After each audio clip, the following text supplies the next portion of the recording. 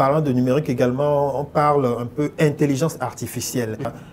On dit que dans les années à venir, il y a beaucoup de millions d'emplois qui vont être perdus. D'ailleurs, ça a commencé au Japon, aux États-Unis, en Chine. Voilà. Comment est-ce que l'Afrique peut traverser cette période-là où la caissière dans le supermarché peut perdre son emploi, même les journalistes, parce qu'il y aura des robots qui vont écrire des articles, mais de perdre leur emploi. Alors, comment est-ce que vous voyez cette évolution-là et où est-ce que l'Afrique se positionne? Alors, j'aime bien l'exemple, là, les journalistes vont perdre leur emploi et les robots vont créer. Vous savez que c'est quelque chose qui existe déjà, en fait, ce truc-là. C'est même pas... Aujourd'hui, quand on parle de la sémantique, parce qu'aujourd'hui, je donne l'exemple, hein, quand on regarde les moteurs de recherche, comment ils fonctionnent. Le moteur de recherche, il n'est pas capable de dire, voilà un titre, voilà une image, ça c'est le chapeau, ça c'est la conclusion, ça c'est ce qu'on appelle la sémantique web. Et la sémantique web, ce sont des métadonnées que quand on publie un article sur Internet, on rajoute des métadonnées qui sont liées à un titre, à un chapeau, à une image, à une conclusion, à un texte, à un lien, et que finalement, avec cette sémantique web-là, l'intelligence artificielle donc, vient s'y greffer, ça permet de pouvoir faire tous les liens qui puissent exister. Aujourd'hui, c'est le mode de fonctionnement, par exemple, de Wikipédia. Wikipédia fonctionne dans ce domaine-là. Aujourd'hui, quand on regarde un article sur Wikipédia, quasiment, on a tous les éléments sur la personne qui sont automatiquement rassemblés en un claquement de doigts. Pourquoi? Parce qu'il y a une certaine sémantique qui a été positionnée et qui est capable aujourd'hui d'écrire des articles du français qui n'est pas corrigé et sans quasiment aucune faute et qui soit intelligible bien évidemment par l'humain et aussi par la machine. Donc forcément, l'intelligence artificielle a déjà commencé son bout de chemin. Et là, on parle maintenant de machine learning. Voilà, donc on va encore beaucoup plus loin. Et c'est d'où l'importance pour nous. Parce que quand on regarde l'exemple aujourd'hui, nous en Afrique, sur la partie 4G par exemple, quand on fait la comparaison avec ce qui s'est fait en Occident, où ils avaient initialement passé sur l'objectif de mettre en place, de fibrer, d'installer des fibres optiques un peu partout, nous on a sauté quasiment cette étape-là parce que la fibre optique, et on est parti à l'ère de la 4G. Donc on a sauté cette étape, on a pris de l'avance par rapport même à ces pays occidentaux-là. Donc il faudrait qu'on sache dès maintenant exploiter cette avance-là, parce qu'eux, ils sont en train d'utiliser la fibre, et tant qu'ils n'ont pas rentabilisé ces investissements qu'ils ont faits, ils ne vont pas 100% promouvoir le fait de passer totalement sur la 4G ou sur la 5G. Donc nous, on a cette avance-là.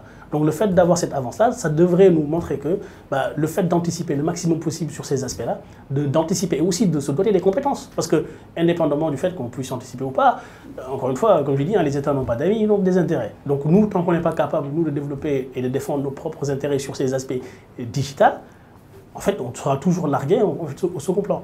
Il faudrait vraiment que ce soit une question politique et que ce soit une envie de nos dirigeants, que ce soit une envie de nos experts aussi à pouvoir former les jeunes à maîtriser ces compétences-là pour que demain, on puisse être dans des meilleures conditions pour pouvoir concurrencer sur ces aspects intelligence artificielle. Très bien. Alors, Massamba Kane, je sais que vous êtes basé en France depuis plusieurs années. Est-ce qu'il y a un projet de retour ou bien comment est-ce que vous travaillez avec l'Afrique?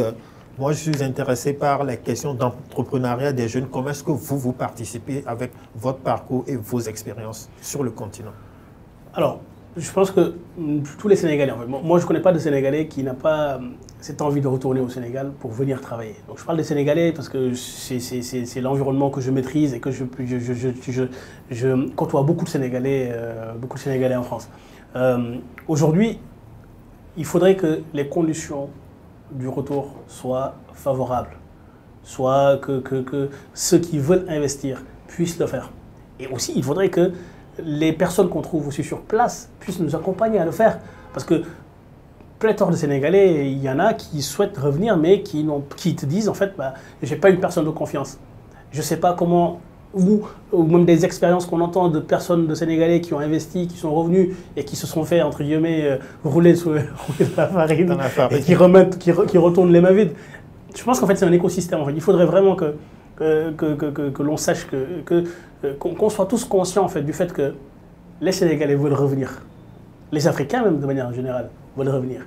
Mais il faut que les conditions politiques, les conditions sociales, les conditions politiques et sociales soient réunies pour qu'on puisse avoir le courage de le faire. Moi, je le fais, parce que là, je suis là, donc j'entreprends avec, depuis plusieurs années. Mais je pense que plusieurs autres Sénégalais sont dans le même contexte, dans la même situation, ils souhaitent revenir et que malheureusement, il y a plusieurs éléments qui font qu'ils ne sont pas forcément rassurés sur le fait de dire que voilà, moi j'ai une situation quasiment stable ailleurs, si je laisse quelque chose de stable et que je vais, forcément le risque zéro n'existe pas, mais que ce soit un risque maîtrisé. Et par contre, de dire que je laisse tout pour aller m'exposer à un risque maximum qui est très élevé est assez compliqué. Voilà, donc c'est un appel du cœur que je fais, mais vraiment pour que l'écosystème puisse évoluer, puisse changer et que le système fiscal, les systèmes d'investissement puissent être assez attrayants plutôt pour les Africains, pour qu'ils puissent revenir en Afrique investir,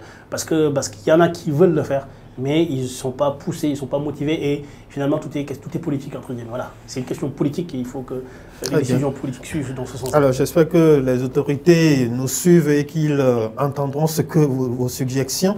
Alors nous avons commencé par CNews, il faut qu'on sorte par CNews. Aujourd'hui, CNews, c'est quoi sa valeur? CNews vaut combien aujourd'hui? CNews vaut de l'or. L'or aussi, on peut l'estimer sans prix. Non, mais après, pour moi, en fait, ce qui est important, c'est de se dire qu'est-ce que CNews va apporter à la société. Oui. Voilà. Donc, tant que nous, on est capable et qu'on pousse vers la conscientisation, vers les pratiques des bonnes mœurs, vers l'épanouissement intellectuel.